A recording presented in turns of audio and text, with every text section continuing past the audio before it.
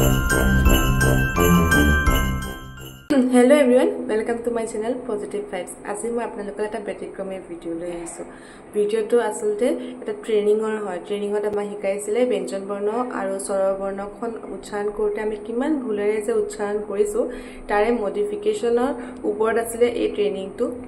আৰু ভাবিলো মই ভিডিও কৰি ৰাখো যেহেতু হসাকে ইমান দিনে ইমান ভুলকে উচ্চাৰণ কৰি পঢ়ি আমি ইমানখিনি পাইছোহি এতিয়া গম পাই নিজৰ বেয়াও লাগিছে আৰু এটা ভালো লাগিছে এতিয়া শুধৰাব পাৰিম ভাবিলো আপোনালোকলেও যদি মই এই ভিডিওটো আগবঢ়াও আপোনালোকও বহুত ক্ষেত্ৰত লাভালাভ হ'ব সেইবাবে মই ভিডিওটো কৰি আনিছিলো আৰু ভিডিওটো মই ইউটিউবতে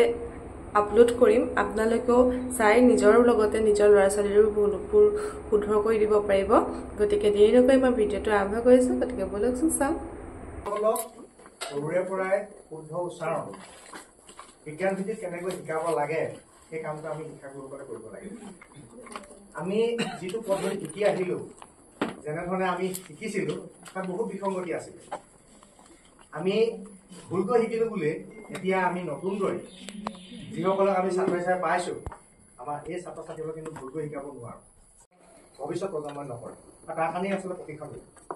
আমি দেখাত স্বৰবৰ্ণ ব্যঞ্জনমূলক বৰ্ণ কথা কম ধনী সজা কথা কৈছো মনত এটা প্ৰশ্ন আহিব যে আমি সৰুতে ইমান শিকি আহিলো আজি ইমান বয়স হ'ল আকৌ জানো শিকিবলগীয়া কিবা আছে হয়নে বাৰু ইয়াতে সৰু সৰু কেইটামান কথা থাকিব আৰু যিহেতু আপোনাৰ প্ৰত্যেকজনে শিক্ষাগুৰু আপোনাৰ জ্ঞানজ্যেষ্ঠ বয়োজ্যেষ্ঠ অভিজ্ঞতাপুষ্ট গতিকে আপোনাৰ কথা কৈ যাওঁতে আমাৰ বুককে ভয় লাগে গতিকে প্ৰথমতে আপোনাক প্ৰাৰ্থনা কৰিছো আমি এই বিষয়টোৰ ওপৰত অকণ চৰ্চা কৰিছো 2007 চনৰ পৰা বৰ্তমানলৈকে আমাৰ ক'ৰবাত খুটিয়াই থাকি যাব পাৰে চেষ্টাহে মাত্ৰ কৰিছো আপোনালোকে আশীৰ্বাদ কৰিব আৰু ক'ৰবাত যদি ভুল পায় তথ্য সহকাৰে পৰৱৰ্তীত আমাক সংশোধনৰ ব্যৱস্থাটো কৰিব ব্যঞ্জন শব্দটোত এটা অৰ্থ লুকাই আছে ব্যঞ্জ ধাতুটো অৰ্থটো হৈছে ব্যঞ্জনা কৰা ৰহন চৰোৱা ৰঞ্জিত কৰা এইসকলক কোনে ৰঞ্জিত কৰিব কোনে ব্যঞ্জনা আনিব কোনে ৰহন চৰাব স্বৰবৰ্ণৰ সহযোগত যিবিলাকে নিজকে ব্যঞ্জিত কৰিব ৰহন চৰাব ৰঞ্জিত কৰিব সেই হৈছে ব্যঞ্জন বৰ্ণ লগাই দিওঁ ৰখাই থৈ দিওঁ কটো নাহিব কিমান বেয়া লাগিব কটা তাত কটো যেতিয়ালৈকে নাহে কথাটো কচোন এটা বৰ্ণাই এটা শব্দ হৈ গ'ল কথাটো কচোন ক ব্যঞ্জন মানে কি পচন্দ চিন আছে ইয়াত লিখিবলগীয়া হ'ব ক তলত ব্যঞ্জন চিন তাত থাকে নাই ক মানে ক তাত কোনো স্বৰ উচ্চাৰণ নহয় পচন্দ ৰূপ কটো কাট খাই আছে নাই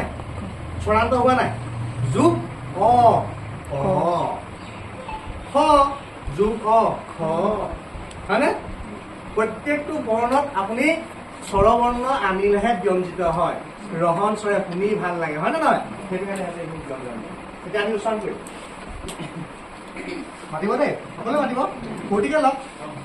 অ খ গ ঘ ঙ আমি উ ক উ খ উ গ এনেকৈ মাতিছিল নি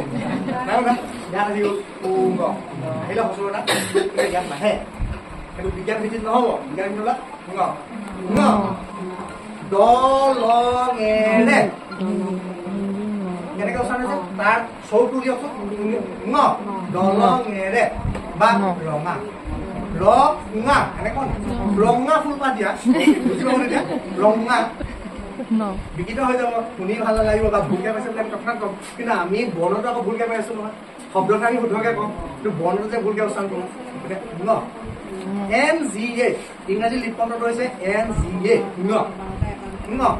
যেতিয়া বিভক্তি লগ লাগিব শব্দ বিভক্তি থাকিব চাব দেই দ ল ঙেৰে চাব দেই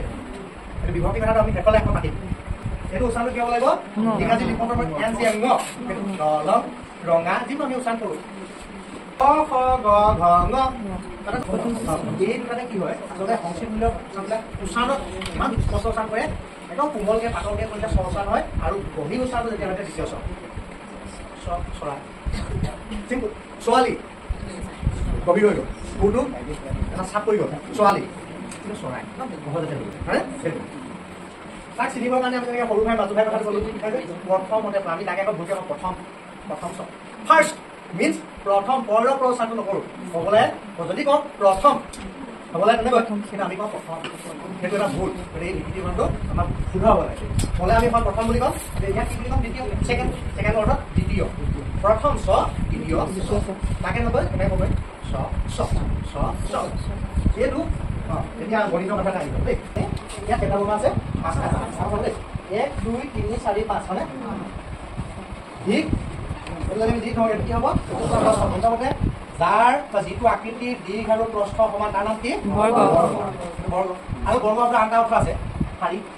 লাইন হয়নে এই শাৰী আছে ক বৰ্গ এইটো আছে প্ৰথম ক বৰ্গ এইটো আৰু এইটো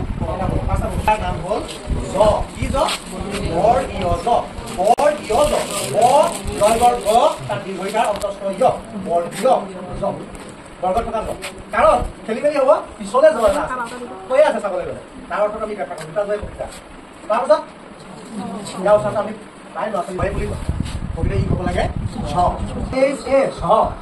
ঝৰ্ণা আমি নিয় বুলি কওঁ নিয় বুলি ক'লে আপুনি শব্দ এটা চাব সৌটো জিনিয়া ধৰি আনা চাব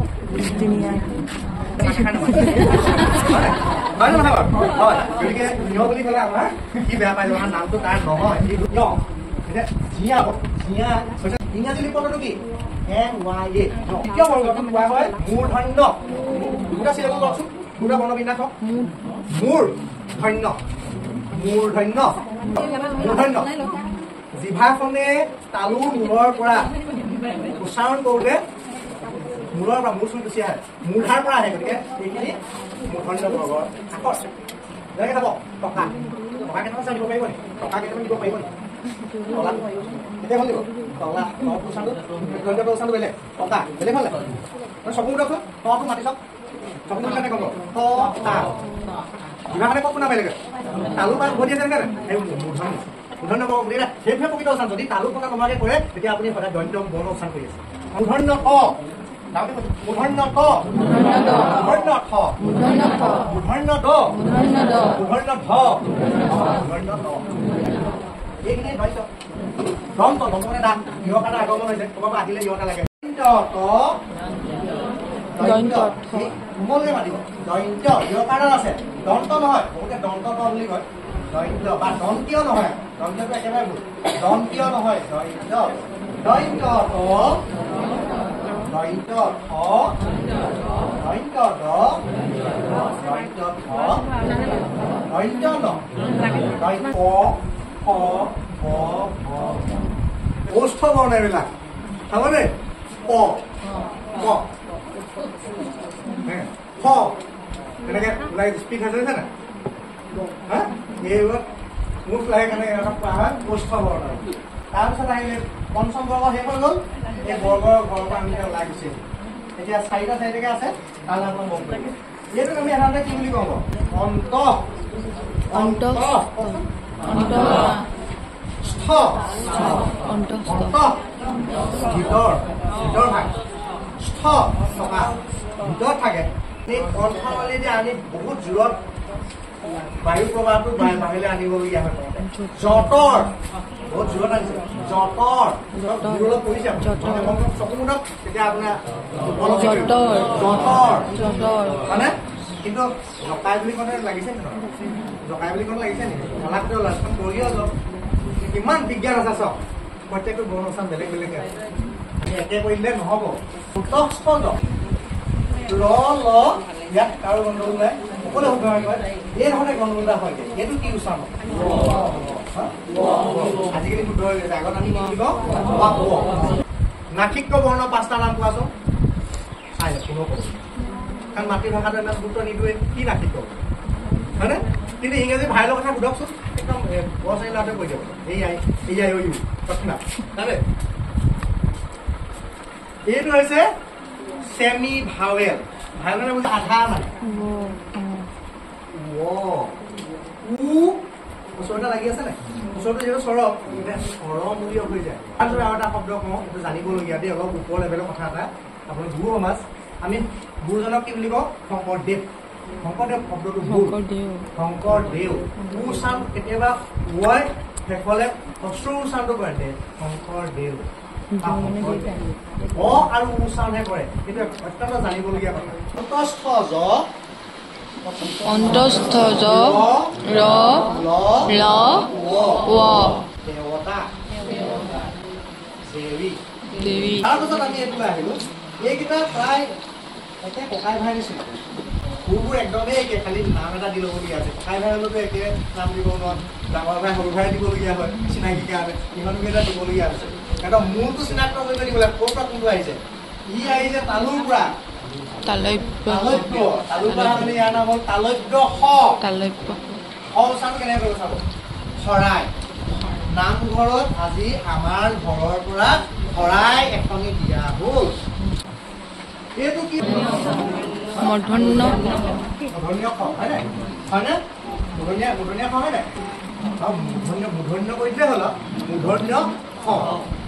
এইটো হৈছে মূৰ্ধন্য মূল্য এই মূৰ্ধন্য দিছে নেকি এই মূৰ্ধন্য মূল্য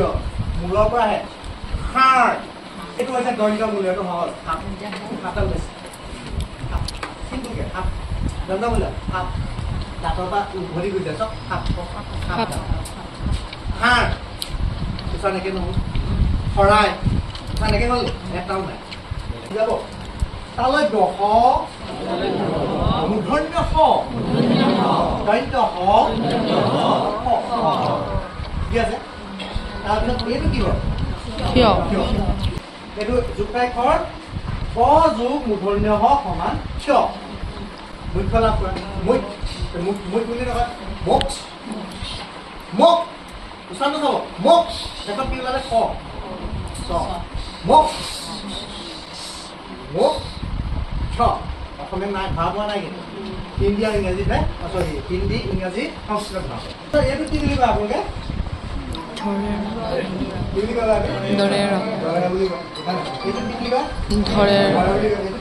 অন্তস্থ বহুতকেইটা কথা ওলাব এইটো আমি কি বুলি কওঁ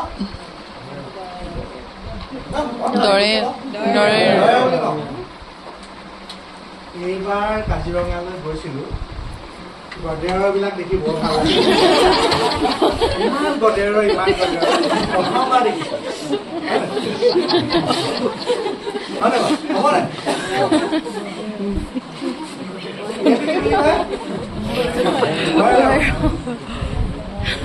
ইমান কম ঘৰত নপঢ়ে আচল উচ্চাৰণটোৰ মতে আমি নকওঁ ইয়াক শুদ্ধ উচ্চাৰণ যদি কৰিবলৈ হয় তেতিয়াহ'লে ক'বলৈ হ'লে হ'ব লাগিব এই আখৰটো আমি চিনি পাওঁ এইটো আখৰ চিনি পাওঁ কি আছিলে আখৰটো মূৰ্ধন্য দ হয় নাই সেইটো নহয় জানো মূৰ্ধন্য দ আহিলে তলত কিবা এটা কি আছে বাৰু ফুট এটা আছে ফুটটোক আমি গণিত ভাষাত কি বুলি কওঁ বিন্দু মূৰ্ধন্য দ বিন্দু উচ্চাৰণটো কি মূৰ্ধন্য দ বিন্দু উচ্চাৰণটো গম পাইছ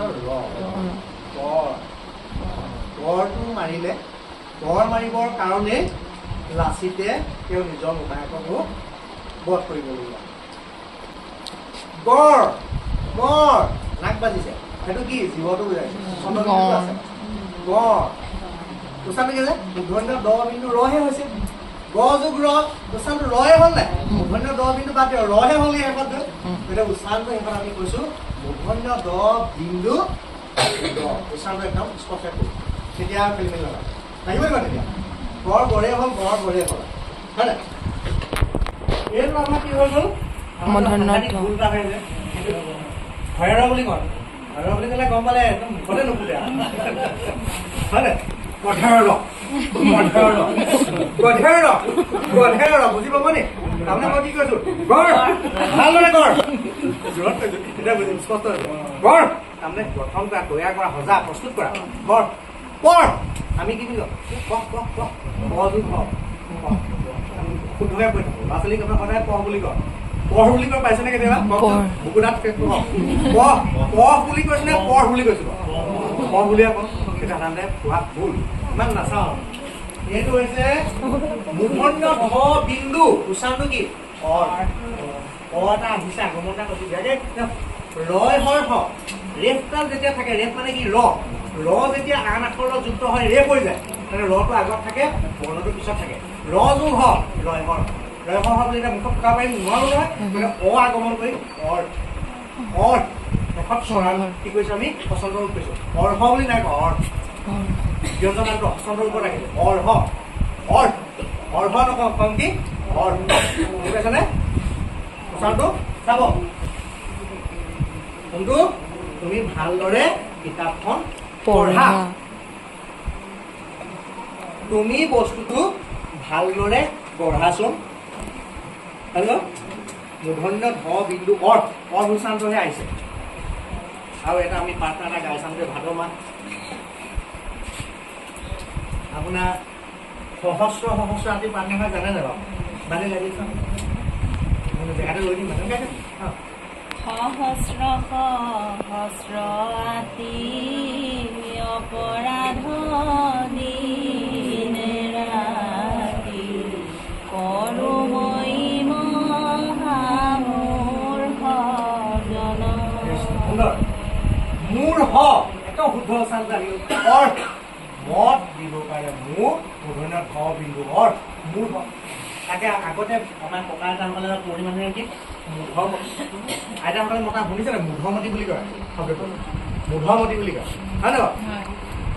মানে চাইছে নে বাৰু মনত পৰিছে নে বাৰু সেই নজনাৰ কাৰণে আজি আমি জানো কাৰণে মূৰ্খ বুলি কওঁ এটা শুদ্ধ হ'ল নাই কিন্তু আমি বৰ্ণটো অকলে কওঁ তাৰ ভুলকে কৈ থাকিম তাক অশুদ্ধভাৱে কওঁ নাই না বিকৃতকৰণ হৈছে নাই যে বিকৃতকৰণটো ৰোধ হ'ব লাগে এইটো কি যিহেতু অসমীয়াৰ দ্বিতীয়টো অৰ্ধস্বৰ যেনেকে ৱ আছিলে এইটো কিয় অন্তস্থ কিয় আপুনি বিন্দুটো বাদ দিয়ে অন্তস্থ জ নহয় জানো অন্তস্থ জ আগত আমাৰ কি আছিল জকাৰ আছিল 2000 চনৰ পৰা জকাৰটো অঁতৰাই কি কৰি দিলে য়কাৰ কৰি দিলে কাৰণটো কি ইয়টো অৰ্ধস্বৰ ব্যঞ্জন বৰ্ণ কেতিয়াবা তাৰ হ'ব পাৰে নি চিহ্ন হ'ব পাৰে নেকি স্বৰবৰ্ণ পাৰে স্বৰ চিহ্নবোৰ হয় যদি অন্তস্থ যদি ব্যঞ্জন বৰ্ণ কেনেকে তাৰ পৰা জকাৰ হ'ব প্ৰথম যুগ হয় নে নহয় এতিয়া ইয়টো যিহেতু অৰ্ধস্বৰ স্বৰ বুলিয়ে হয় স্বৰটো আহি যায় তাত যদি ইয় হ য় স্য শস্য হয় জানো হয় হত ইয়কাৰ লাগিলে কি হয় বোলে পঢ়াই থাকে সহ্য হত ইয়কাৰ লাগিলে জিয় হয় বিভাগে তালব্য হ দন্ত্য হয় য় স্য আৰু কিছুমানত অকল স্বস্থান হয় নো ইয়কাৰটো তাৰ পৰা আহিলে যিহেতু সি অৰ্ধস্বৰ হয় স্বৰবৰ্ণৰ পৰাহে স্বৰ চিহ্নবোৰ আহে গতিকে ইয়কাৰটো 2000 চনৰ পৰা বাতিল কৰিছে যে হয় ইয়কাৰটো শুদ্ধ হ'ব লাগে ইয়কাৰ এতিয়াৰ পৰা আপুনি ইয়কাৰ বুলি ক'ব আৰু ইয়কাৰ আৰু ৰেফ একেলগতে নববা এইবাৰ ইয়ালৈ আহিছোঁ দেখিছে আপোনালোকে আমনি পালে দুখিত দেই কথা কৈ থাকিলে মানে নিজৰ ভুল নকৰে ন এইটো আখৰ পামি আমি মানে কি বুলি ক'ব আমি আগত এনেকে শিকি আহিছিলোঁ নহয় কিন্তু বিজ্ঞান ভিত্তিত চালে সি অশুদ্ধ এতিয়া আমি তাক কোৱাৰ আগতে বসন্ত কি বস্তু জানি ল'ব লাগে বসন্তীয়া বুলি যিহেতু কৈ দিলোঁ নহয় ক'ৰ পৰা আহিলে বসন্তীয়া বসন্ত য'ত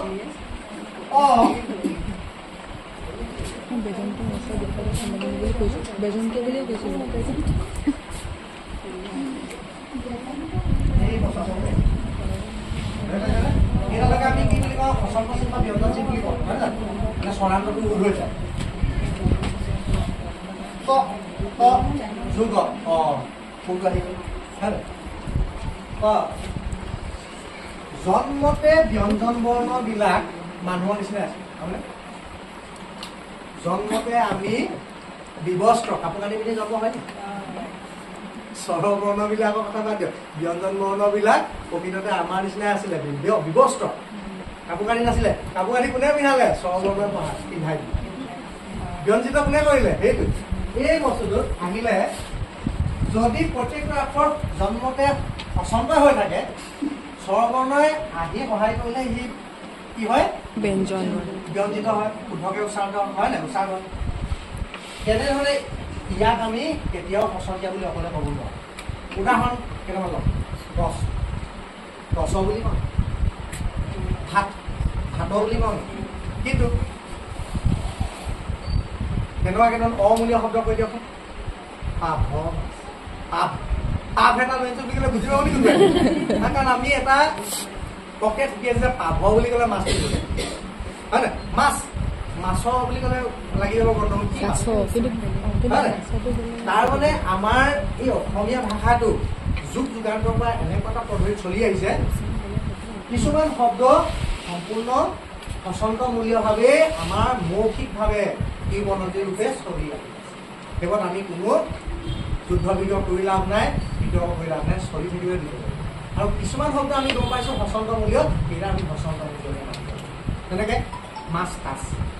কচ কচ এনেকুৱা যিবোৰ আমি জুলীয়া শব্দ উচ্চাৰণ কৰোঁ হয় নাই সেই শব্দবিলাক আমি সদায় ব্যঞ্জনান্ত কৰি পেলাই ক'ব লাগে হয় নহয় এতিয়া ই ৰূপটো পাইছে ক'ৰ পৰা চাব এইটো কি আকৌ দন্ত কৰ দন্তীয়া বুলি কৈছে দন্ত কৰ খণ্ড ৰূপ টুকুৰা ৰূপ কি হ'ব পাৰে দন্ত কৰ খণ্ড ৰূপ তেনেকৈ হ'লে দন্ত কৰ পৰা আগমন হৈছে আৰু সি দন্ত কৰ সূক্ষ্ম উচ্চাৰণ খণ্ডত তাৰপিছত এইটো কি হ'ল ইয়াক আমি অনুচং বুলি আগতে শিকিছিলোঁ অনুচং আপুনি কি বুলি কয় এতিয়া অনুসাৰ অনুস্বৰ বুলি কয় কি বুলি কয় অনুসাৰ অনুস্বৰ বুলি কয় ভাষাবিদসকলে কৈছে অনুস্বাৰ অনুস্বাৰ অ দৈত্য ন ফচলকাৰে নু অনু দৈত্য হয় স্ব তাকাৰ অনুস্বাৰ সেইটো কি বুলি ক'ব লাগিব অনুস্বাৰ এইকেইটা গোটেইকেইটা ধ্বনি এইকেইটা ধ্বনিহে এইকেইটা প্ৰকৃত বৰ্ণ বা আখৰ নহয় ধ্বনিতহে ওলায় ক'লেহে উচ্চাৰণতহে ধৰা পৰি ই আছেনে নাই বুজি পাইছেনে এইটো বৰ্ণ বুলিয়ে শিকিছোঁ উদাহৰণ চাব দেই চাব দৈত্য দ কওকচোন দন্ত দ ল ল অনুস্বাৰ দল এইটো অনুস্বাৰ আছে ন এই আখৰটোত কাৰ মিল দেখা পাইছে আপুনি ই যেনেকে দন্তকৰ খণ্ডৰূপ ই নৰ নৰ খণ্ডৰূপ দলং দুৰ্বল দলং এই দলঙেৰে গধুৰ বস্তু নিনিব দলঙেৰে সিংহটো আহি গ'ল কিহৰ কাৰণে আহিলে অনুস্বাৰটো কাট খাই গ'ল আঁতৰি গ'ল ন আহি গ'ল মূল ৰূপটো আহি গ'ল যিহেতু শব্দ যদি যোগ দলঙেৰে তাত অনুস্বাৰৰ গাত এৰি দিব পাৰিব নেকি নোৱাৰে সেই মূল ৰূপটো গুচি আহে যেতিয়া শব্দ বিভক্তি লাগে এইটোক আমি কি বুলি কওঁ বিসৰ্গ বিসৰ্গ বুলি কওঁ এটা শুদ্ধ বিসৰ্গ বিসৰ্গটো ক'ৰ পৰা আহিছে গড় পৰা মিল দেখা পাই নি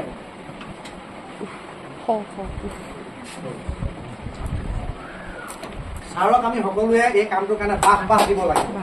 দিয়ক বাহ বাহ দিব লাগে গতিকে বা বিসৰ্গ গতিকে বা বিসৰ্গ বাহ বাহ অহটো চান্দা হৈছে নাই অহ হয় নাই ধৰিব পাৰিছে অহ বুলি হৈছে নাই এতিয়া চাব কিন্তু প্ৰকৃততে চালে ছাৰক প্ৰকৃততে চালে ছাৰ বাহ বাহৰ যোগ্য নহয় বাহ বাহৰ পিছতো আকৌ বিসৰ্গটো নাই কি আহিলে হৈ আহিলে এইটো চাওক এইটো আহি গ'ল যেতিয়া ৰ আহি গ'ল যেতিয়া শব্দ বিভক্তি আহি গ'ল ষষ্ঠী বিভক্তি আহি গ'ল বিসৰ্গ উঠি গ'ল মূল ৰূপটো আহি গুচি গ'ল আহিলে নে গতিকে কাৰ ৰূপ এইটো কোনটো হওক এইটো হৈছে বিজ্ঞান ইমান কথা মানে বহুত কথা বনাইছে আমি ইমান ভাষা ৰাতি আলোচনা নকৰোঁ কিন্তু চিম্পুল কেইটামান কথা আপোনালোকে ভুল ধৰিব ভুল ধৰিবৰ কাৰণে আগতে এই কথাখিনি উল্লেখ কৰিবা কিন্তু ছাত্ৰ ছাত্ৰীক আমি কথা ক'ব নালাগে শুদ্ধ উচ্চাৰণটো মাত্ৰ এইটো কি চন্দ্ৰ আছিলো মাত্ৰ চন্দ্ৰ তাতে বিন্দু এটা দিলে কি হয় চন্দ্ৰবিন্দু হয় আৰু কি হ'ব নাকটো যিহেতু বাজে মুখখনো মেল খায় লগতে নাকটো বাজে ছবিটো আহিলে সেইটো অনুনাসিক বৰ্ণ হয় উচ্চাৰণ কৰিব দেই যতৰ যতৰ মানে নাকটোলে চাওক অকল নাকটোলে চাওক যতৰ চাপ খাইছে নাকটো এনেকৈ কবি আছে যতৰ মানে চন্দ্ৰবিন্দু আছে চন্দ্ৰবিন্দুৰ নাকটোত আছে যতৰ সেইটো শুদ্ধ চন্দ্ৰ যতৰ পিঁয়হ পিঁয়াজ যেতিয়া নাকটো এনেকৈ আহিব লাগিব যেতিয়া অনুনাসি নাকটো বাজিব সেইটো হৈছে বিজ্ঞান চন্দ্ৰবিন্দু কিন্তু আমি লিখোঁতে এটা কথা কৈ যাওঁ খাওঁ সৌ এইবিলাকত কেতিয়াও চন্দ্ৰবিন্দু ব্যৱহাৰ হয় কিন্তু তৃতীয় পুৰুষৰ বা প্ৰথম পুৰুষৰ ক্ষেত্ৰত আমি যিবোৰ অনুজ্ঞা আছে ক্ৰিয়াপদ ব্যৱহাৰ কৰোঁ যে কৰিলোঁ খাইছোঁ তাত কিন্তু চন্দ্ৰবিন্দু বহাব জাতীয় বিদ্যালয়ৰ কিতাপবিলাকতো গুৰুত্ব দিয়ে বাকীবিলাকত কিন্তু গুৰুত্ব নিদিয়ে ভয় কৰি দিবলৈ চন্দ্ৰবিন্দু য'ত নিদিব লাগে তাত দি দিয়ে নেওগ উপাধি চন্দ্ৰবিন্দু দিছে মহেশ্বৰ নেওগ ভাষাবিদে কৈছিলে সেইটো স্বনাম ধন্য ভাষাবিদ মহেশ্বৰ নেওগে দুখ কৰিছিলে মোৰ নামটো চন্দ্ৰবিন্দু বহাই মোক আগতেই মাৰি দিম ধৰক কাৰণে আমি নিপুণ হ'ব লাগিব নিপুণ অসমৰ কাৰ্য চলি আছিলে নিপুণটো অসমীয়া অৰ্থ লৈ ল'ম নিপুণ মানে দক্ষ সুদক্ষ কাৰিকৰী কৌশল থকা জন সেইটো কথা আমি আজি দক্ষ হ'ব লাগিব আমাৰ মাতৃভাষা বিকাশনে ইমান যত্ন কৰি আছে মাতৃভাষা বিকাশনে এই কথাখিনি তন্ন তন্নকে খৰচি মাৰি হাতী কৰি মাৰি